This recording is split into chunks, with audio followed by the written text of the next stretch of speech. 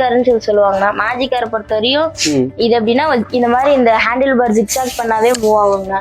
குழந்தை வந்து தள்ளணும் அப்படின்றதுக்குலாம் கிடையாது. ஆட்டினாவே மூவ் ஆகும். இது ஜஸ்ட் இப்படி மூவ் ஆட்டினாவே மூவ் ஆகுங்கண்ணா.